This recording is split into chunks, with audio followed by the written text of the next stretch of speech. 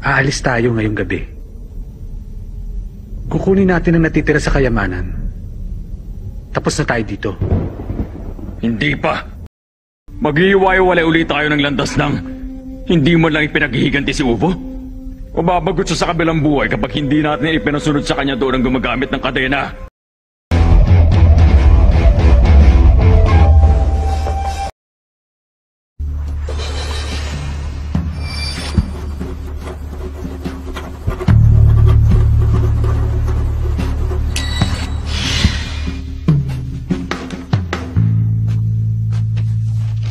Isang 100% accurate na hula.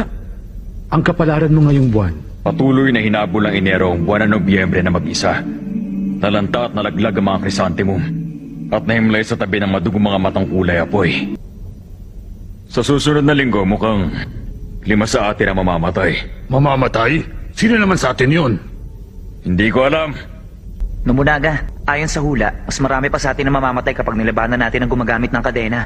Yung mga abilidad nating dalawa madaling hanapan ng kapalit. Pero bihira yung abilidad ni Shizuku at abilidad ni Pakunoda. Mababaldado ang Spider kapag sila ang nawala. Nobunaga, kayo ni Uvo ang mga pangunahing mandirigma ng grupo. Kasama sa trabaho ninyo ang mamatay kung kinakailangan. Alam mo yun. Oh, tama yan. Oops, sandali. Mas masaya kung uhulaan mo ang kapalaran naming lahat. Anong nakalagay sa hula sa'yo? Patingin. Naku, mas magandang wag na lang. Baka masyado kayo mabigla. Wala akong pakialam. Akin na.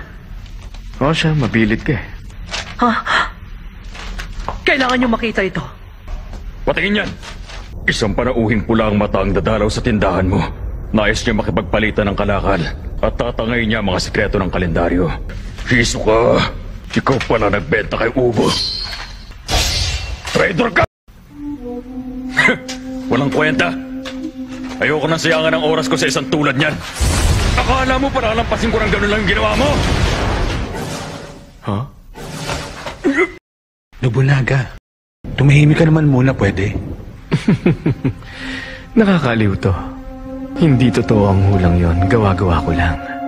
Kinailangan kong isugal yun para lang mapanatili ang Spider sa York New City. Para lang sa pagkakataon na makalaban ng pinuno.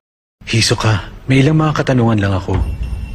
Kung hindi mo kayang sagutin, sabihin mo lang. Ano ang kapangyarihan ng kalaban natin? Hindi ko masasabi.